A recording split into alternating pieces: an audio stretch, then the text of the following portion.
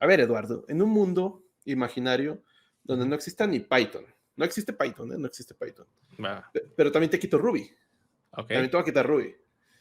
Eduardo, ¿qué lenguaje elegiría y por qué?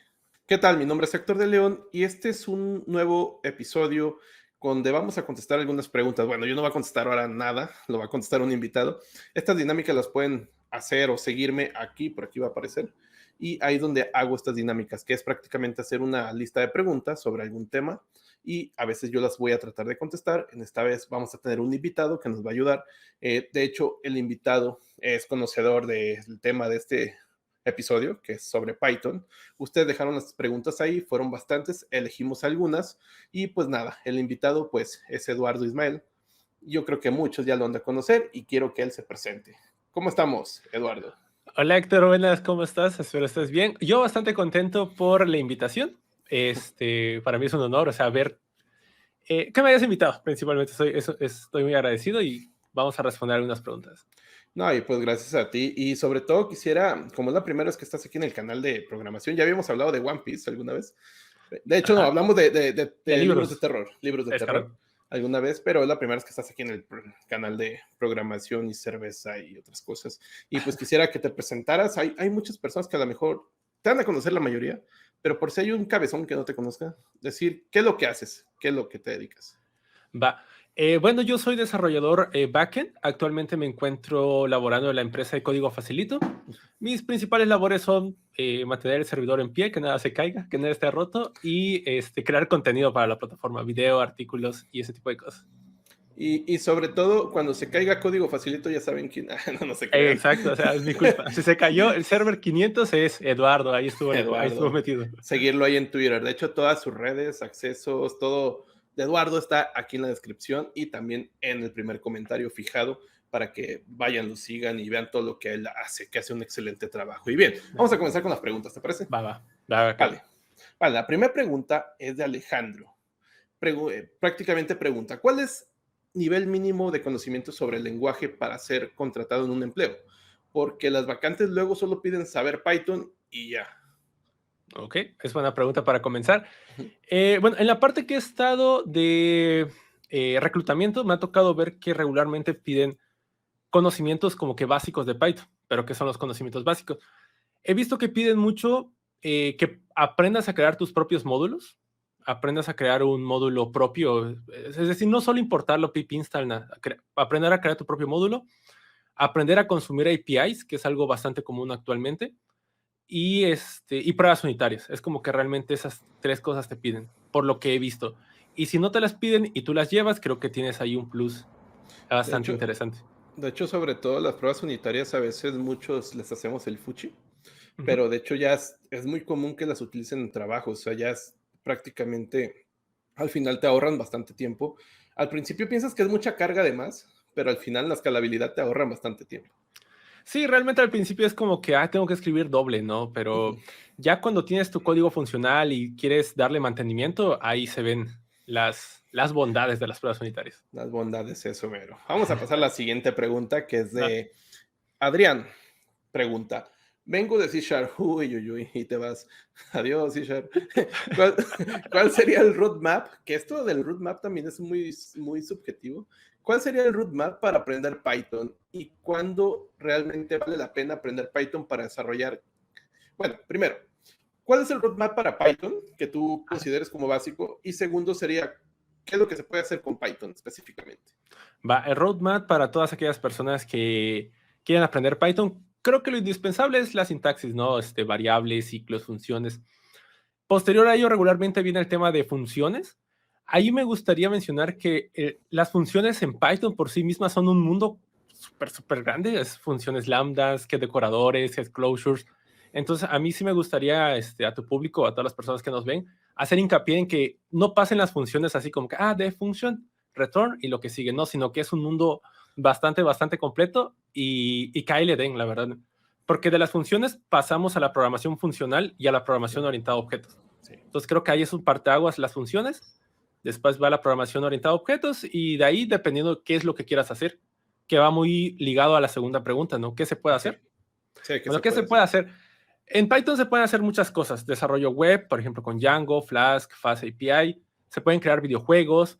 Es muy utilizado en la ciencia de datos, machine learning, ese tipo de cosas. Hay muchas áreas en las cuales se puede enfocar Python. Creo que esas son como que las principales, inclusive en cosas de economía. O sea, ya se están creando muchos bots para hacer trading y ese tipo de cosas. Se puede aplicar en muchos lugares. Hay unos en los que es fuerte, les digo, desarrollo web, análisis de datos, unos donde cojea y definitivamente no hay que meterlos como desarrollo móvil o cosas por el estilo. Hay unos Frankenstein por ahí que permiten eso, pero pues, obviamente no es recomendable. Y yo respondería eso. Y sí, de hecho, también eso de la parte mobile, yo creo que se quedó muy atrás. Yo creo que también hasta su mismo creador alguna vez comentó que se arrepentía como no haberle dado énfasis por allá. Pero pues, a final de cuentas, todo son herramientas, ¿no? Y no que Sí, eran un Golden Hammer. De hecho, Python es qué bueno que mencionaste la programación funcional.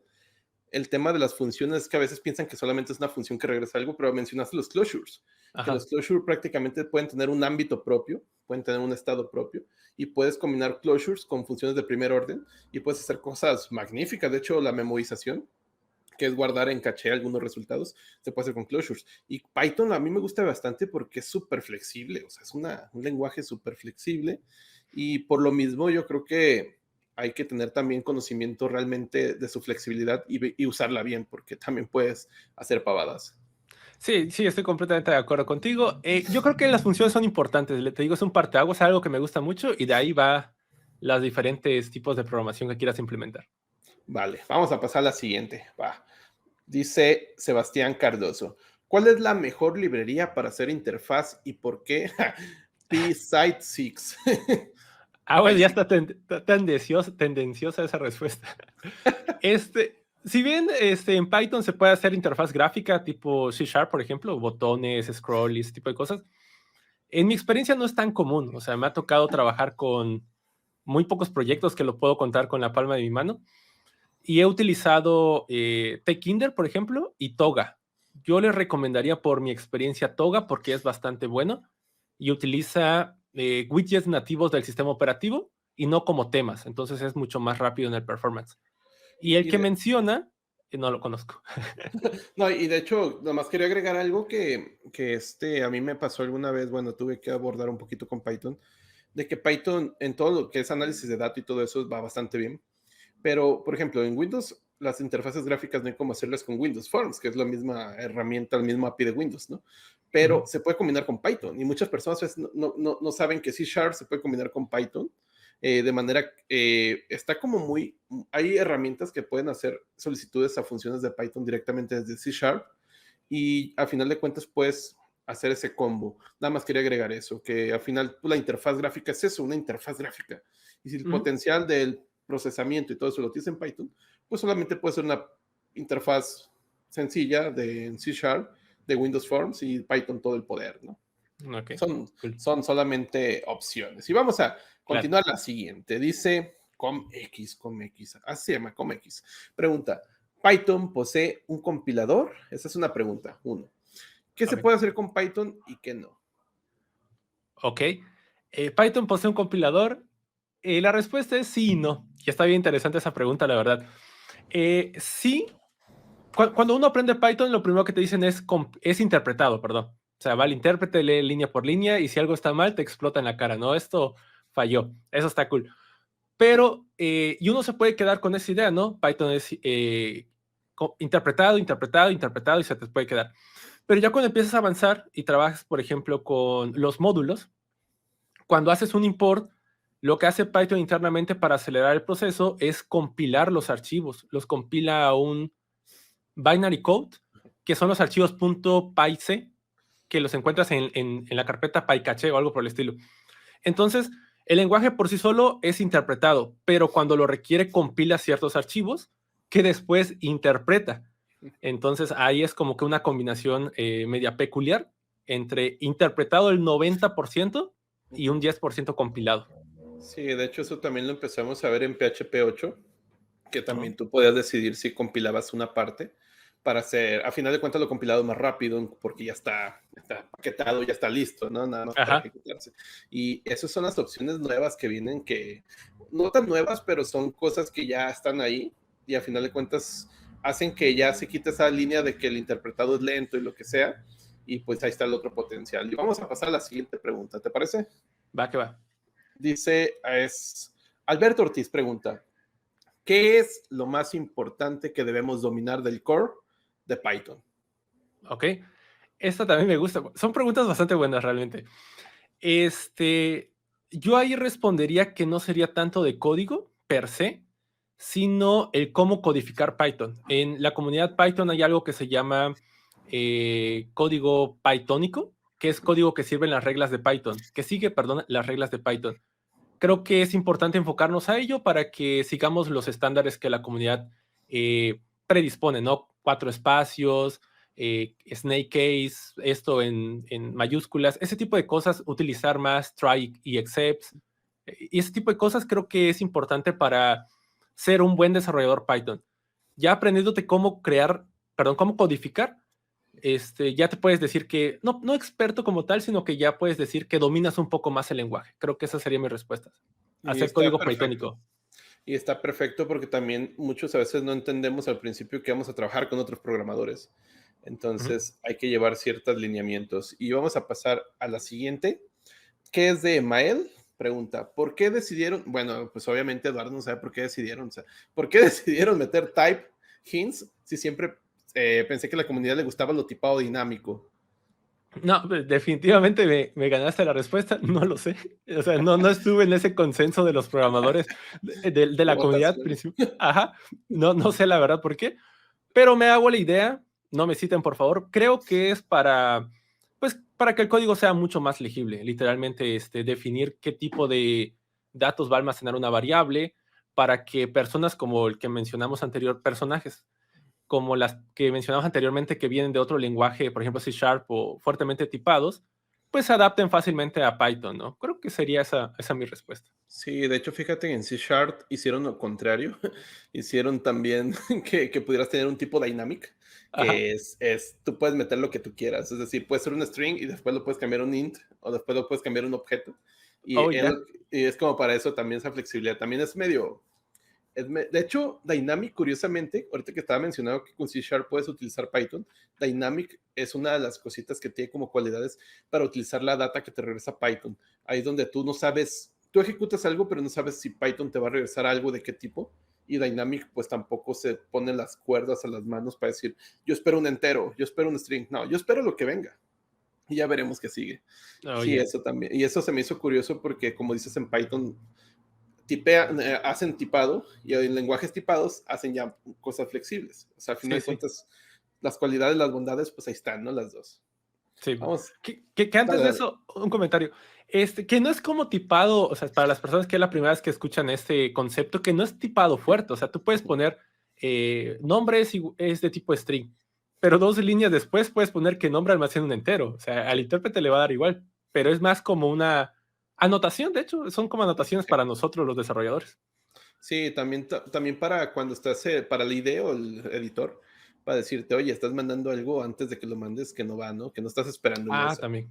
Te Sí, sí. evalúa desde antes de que ejecutes, te está diciendo, oye, aquí esperas un entero y estás mandando un string. O sea, yo te voy a dejar, pero te está un warning, ¿no? Te dice un warning. Oh, sí, cierto. Vale, el que sigue es la pregunta de NPM Joal. Sinceramente, ¿qué tan bueno es Python para web? Bueno, ahí es donde trabajo literalmente, o sea, ese es mi trabajo Python para web.